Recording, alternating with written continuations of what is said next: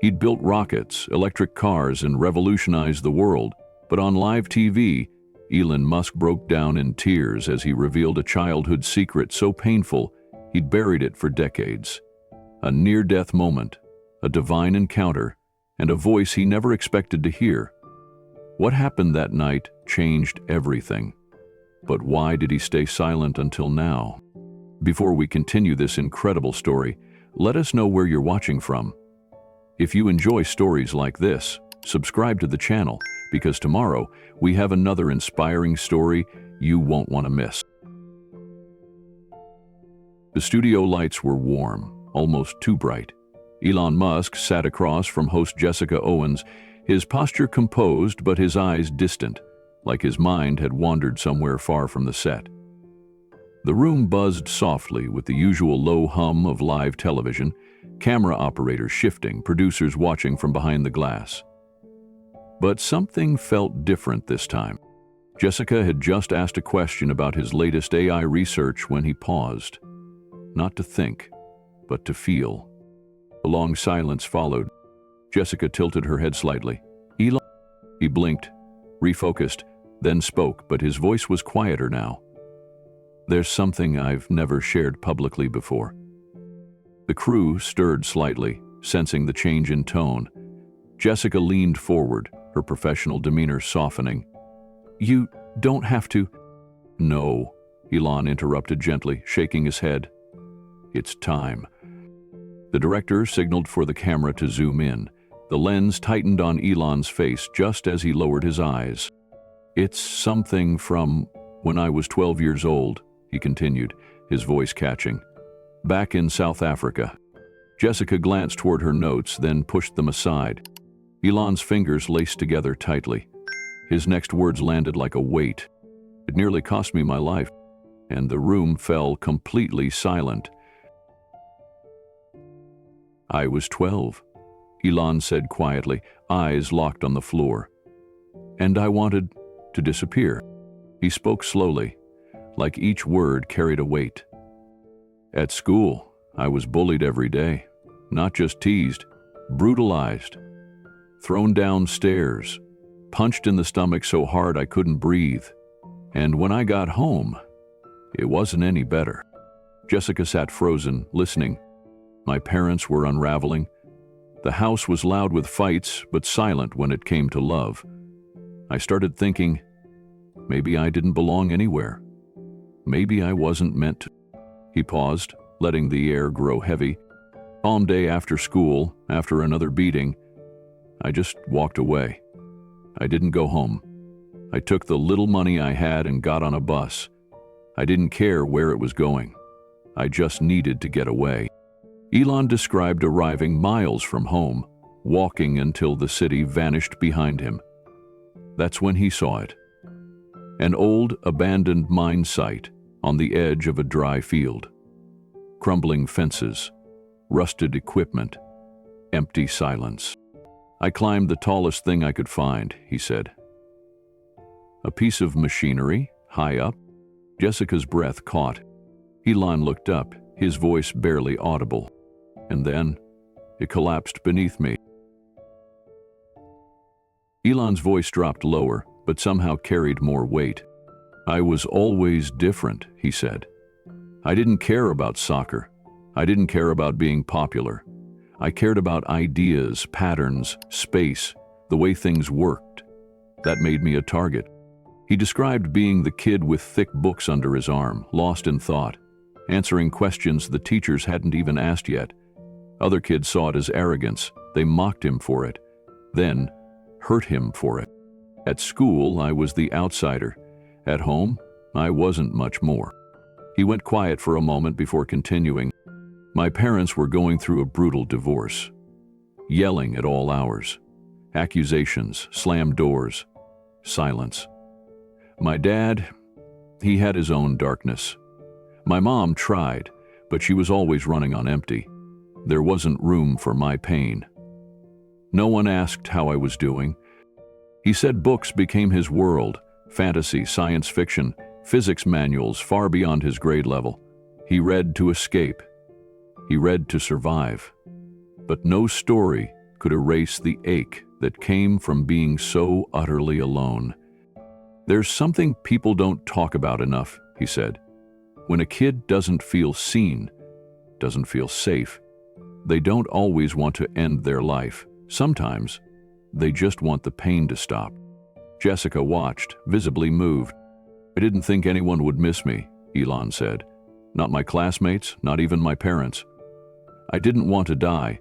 I just didn't want to keep hurting." That's when he packed his small bag, took his allowance, and boarded a bus with no plan. Just a quiet, desperate need to escape a life that felt like it had no place for him. "I wandered into that abandoned site because it looked like how I felt, forgotten, broken, left behind." He closed his eyes for a moment. "I didn't want to die," he repeated, his voice trembling. "I just wanted the pain to stop." Jessica sat forward in her chair, her voice low and careful. "Elon, you don't have to continue. But if you feel ready, we're listening." Elon's hands were clasped together tightly in his lap. He didn't look at her. His eyes were locked somewhere far off, on a memory that still had power. "I've been debating whether to share this for years," he said quietly. "It's lived inside me for so long, I wasn't sure if telling it would free me or destroy everything I've built." The studio was so silent, even the soft whir of the overhead light seemed louder. Jessica waited. "When you work in science and technology," he continued, "you're expected to be grounded in data, logic, reason. That's the image I've presented to the world. That's the Elon Musk people know, or think they know." He finally looked up, not at her, but directly at the camera. "But I'm also a person. And when I was 12 years old, something happened to me that doesn't fit into equations or models. Something I couldn't explain, so I buried it. I told myself the world didn't need to know." Jessica's tone remained soft. "Why now?" Jean took a deep breath. "Because the weight of hiding it finally became heavier than the risk of telling it." He leaned back slightly in his chair. "I've spent my life building systems that work. Rockets, vehicles, neural interfaces. But what I've never built is a space where vulnerability felt safe. Especially not for someone like me, who people expect to always have the answer." He paused, his fingers twitching slightly. "The truth is, I've been afraid. Afraid of being misunderstood. Afraid that if I talked about a spiritual experience, people would say I'd lost my edge. That investors would panic, that critics would call me unstable." Jessica nodded gently, validating the fear without speaking. "It sounds strange," Elon added. "But I worried more about disappointing people than being ridiculed. There's an image the world has of me, relentless, logical, forward-thinking. And I didn't want to break that illusion."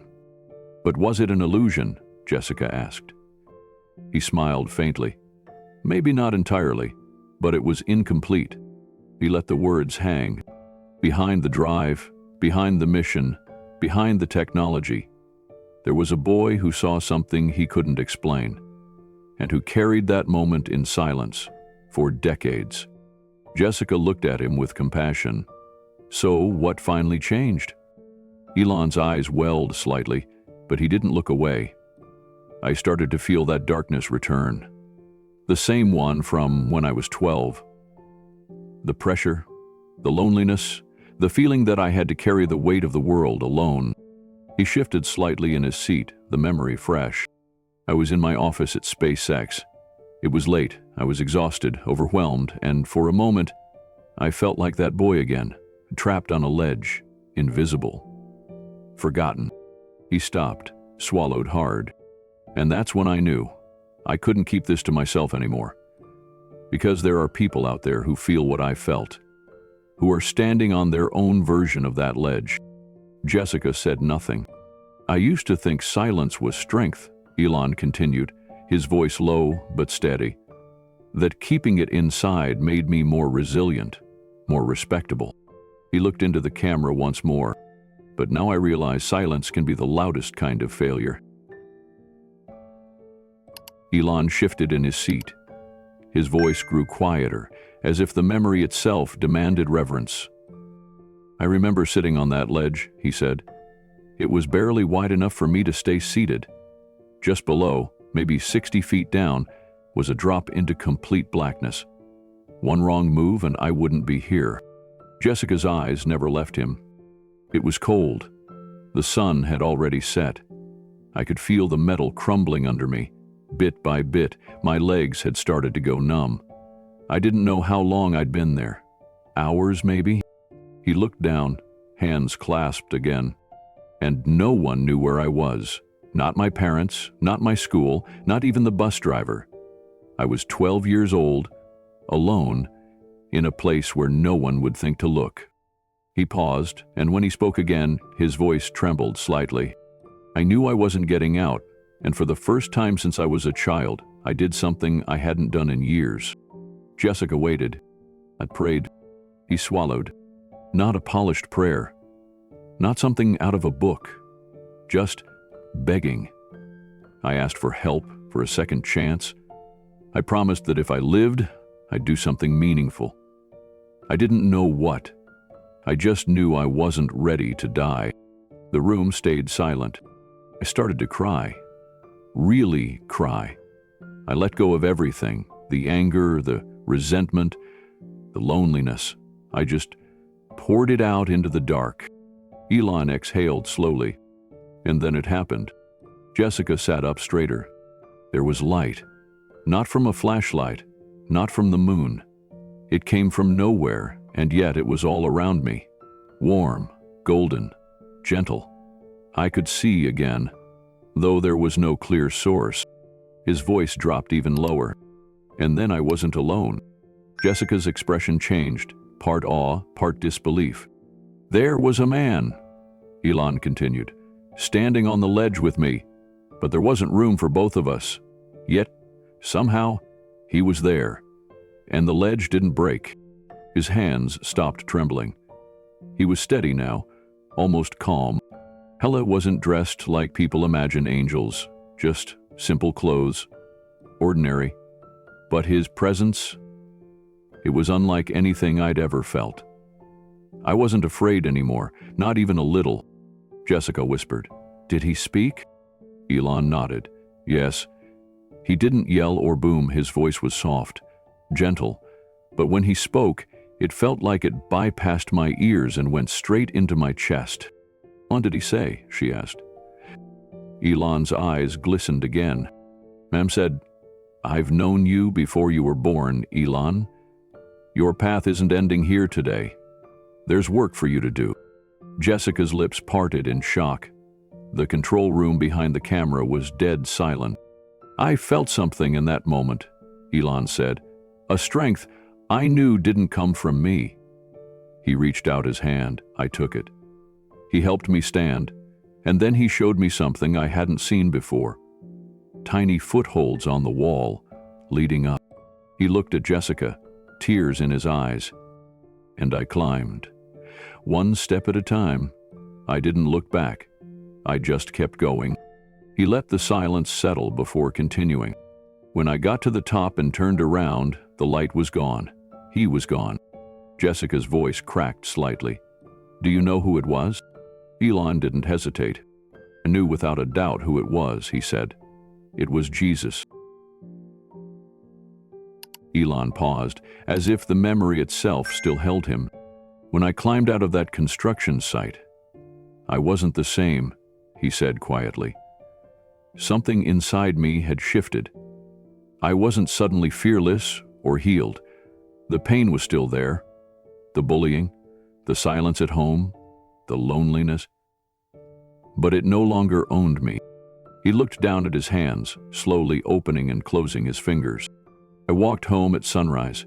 My parents didn't even know I'd been gone. That hurt, but it didn't break me. Not this time. Because I knew, deep down, that I was meant to do something with my life. That I'd been saved for a reason. Jessica didn't speak. She knew better than to interrupt. "After that day," Elon continued, "I became obsessed with learning. But not to escape. This time, it was to build. I threw myself into books like never before. Physics, computers, systems design. It wasn't just curiosity anymore. It was purpose. He explained how school didn't get easier. He was still the odd one out, still targeted. But the bullies didn't hold the same power over him. I would still come home with bruises. But I also came home with ideas. I started building things. Simple electronics, code, concepts I didn't fully understand yet. But it all had one direction. Forward, Jessica asked softly. Did you ever tell anyone about what happened that night? Elon shook his head. Not a soul. I tried once with my mother, but I couldn't find the words. It felt too sacred, too unreal, and honestly, I was afraid she wouldn't believe me. So you carried it alone all this time? She asked. He nodded. I think I was waiting for the right moment, or maybe the right person to ask. The camera zoomed in slightly, capturing the weight in his eyes. All the things I've built, PayPal, Tesla, SpaceX, they weren't just ideas. They were steps on a path I was shown, not in exact detail, but in spirit. That encounter on the ledge gave me a direction, even when I didn't fully understand it. He leaned forward now, his voice firm but reverent.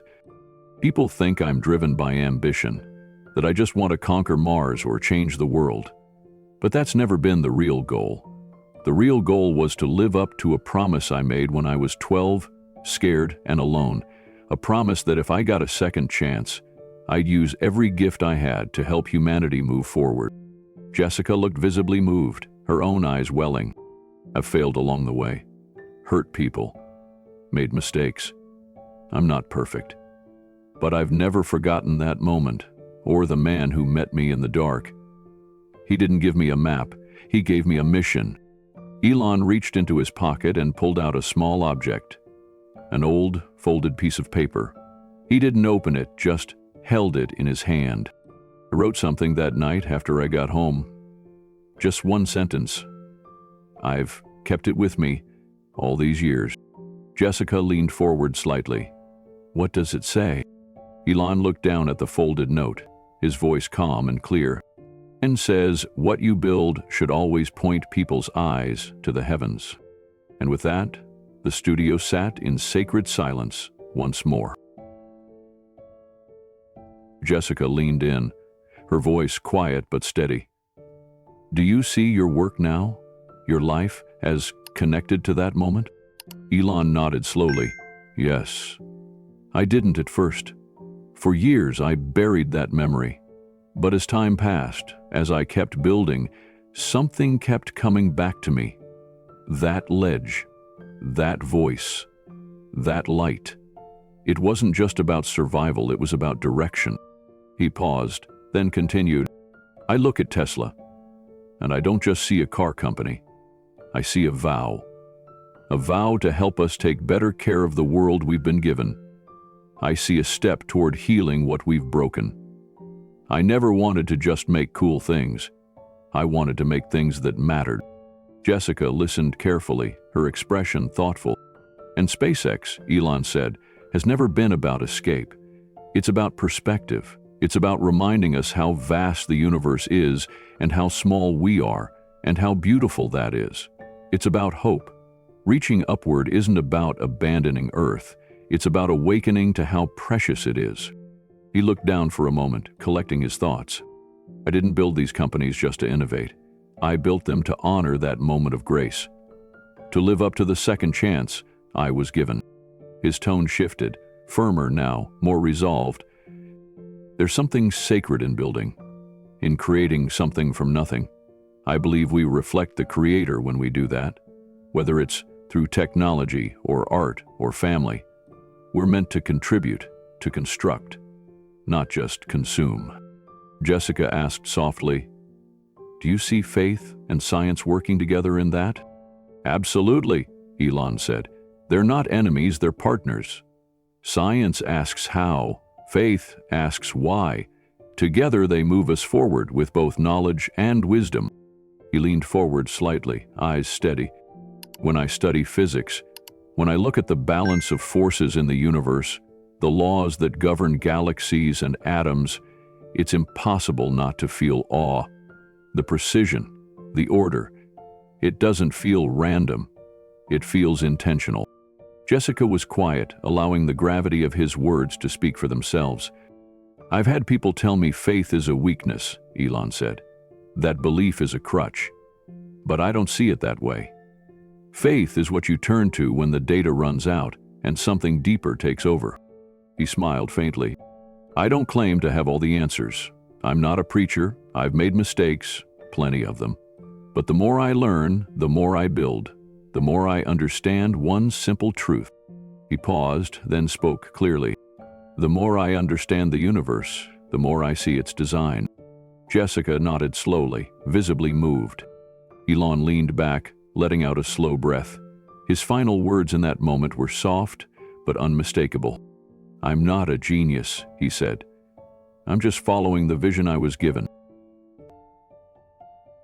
Elon grew quiet again, letting the weight of his last words settle into the stillness. Then he looked back at Jessica, his eyes reflecting something softer. A few weeks ago, he said, I had a moment where I almost slipped back into that old darkness. Jessica watched him closely. It was late, he continued, and I was alone at SpaceX. Another launch delay, another wave of problems stacking up. I hadn't slept in days. The pressure was suffocating, and for a moment I felt like that 12-year-old boy again. Trapped, invisible, surrounded by noise but feeling completely alone. His voice lowered. I walked over to the window, looked out at the rocket assembly bay, and I just broke. Couldn't breathe, couldn't think. That hopelessness came rushing back. He paused, collecting himself. But then I felt it again. Not a voice this time, not light, just a presence. Calm, steady. Like someone was standing behind me, saying, "You're still not alone." He looked toward the camera now, and that's when I understood. This story wasn't just mine to carry. It wasn't meant to be hidden away in silence and fear. His hands rested calmly in his lap now, his voice clear. I realized that maybe someone else out there is sitting on their own crumbling ledge. Maybe they feel invisible, lost, forgotten. And maybe, just maybe, hearing this story could remind them that they're not. Jessica's eyes shimmered, her voice soft. Is that why you're telling it now? Elon nodded. It's time. I don't know what people will think. I don't know if I'll be misunderstood. But I do know this. He turned fully toward the camera again. Night saved my life, but sharing it saved my soul. That night, Elon walked quietly into his son's bedroom. The house was still. A soft nightlight glowed in the corner, casting a warm light across the walls. Bex was already under the covers, his favorite stuffed robot tucked beside him. Elon sat at the edge of the bed, brushing the boy's hair back from his forehead. "Dad," X whispered. "Can I ask you something?" Elon smiled. "Of course. But do you believe in God now?" The question hung in the air. Elon didn't rush to answer. He looked down at his son's eyes. Curious, open, sincere, and felt the weight of the moment settled into something simple. "Because," he said gently, "I've seen him." X blinked, but didn't speak again. He simply nodded, as if the answer made more sense than any explanation ever could. Elon stayed a moment longer, watching his son breathe. Then he rose quietly and stepped into the hallway, closing the door behind him. Sometimes, the most inspiring story isn't about changing the world. It's about remembering the light that changed you. And maybe, just maybe, someone else will see it too. If this story touched your heart, subscribe and share. Someone out there needs to hear it. You never know who's standing on their own ledge, waiting for a light.